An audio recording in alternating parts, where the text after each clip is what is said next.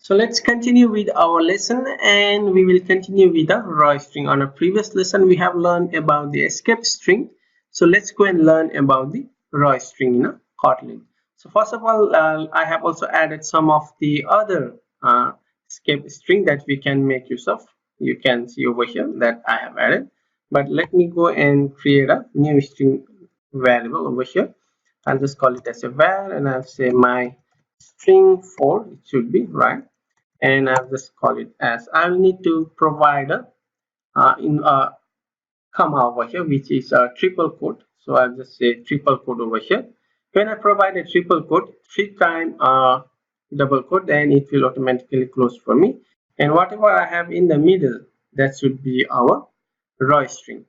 So in the raw string that I need to provide some of the trimming function, like by default the margin that I need to set, I need to use a of sign of a pp over here, and I will just say as I can say that this is my first line, sorry, first line, and I can just simply hit an enter without creating a new escape string like a /n. I can again say as give a pp sign over here, and I can say this is my second line, and let me give another margin with a pp sign, sorry, and I'll say that this is my, let's say, third line.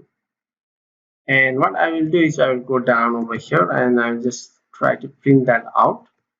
Let me copy this and I'll just go down and I'll try to print out the my string 4 variable, and let me run the application for now.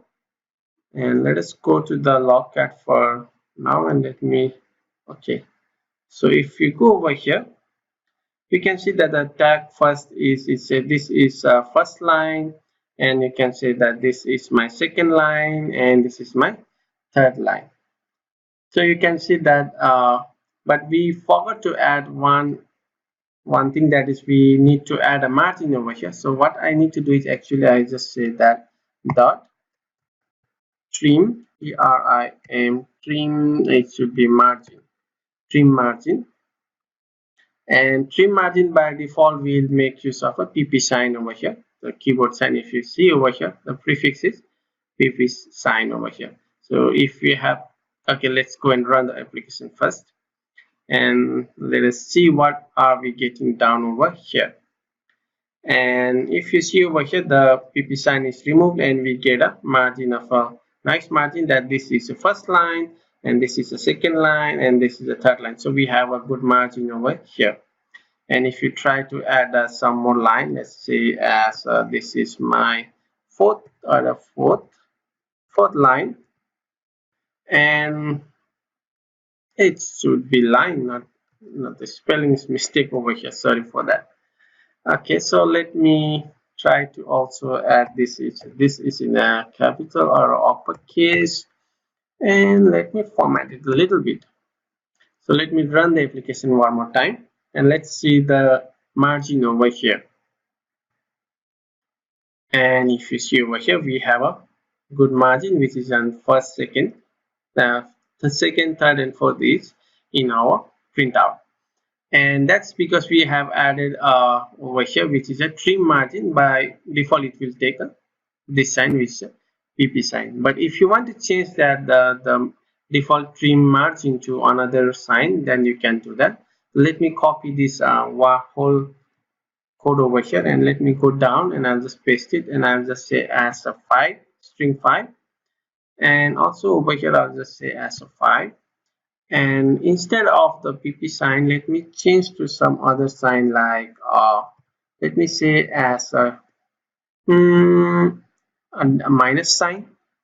Okay, and I'll just remove this one and I'll just say minus, and I'll just say minus, and I'll just say as a minus. And the trim sign you can just change over here.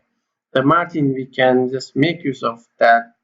This is a margin. I'll just, in the prefix with the margin prefix, I need to give as a minus sign over here, because we have used a prefix sign as a margin, minus as a prefix sign for our margin. So let's run the application over here,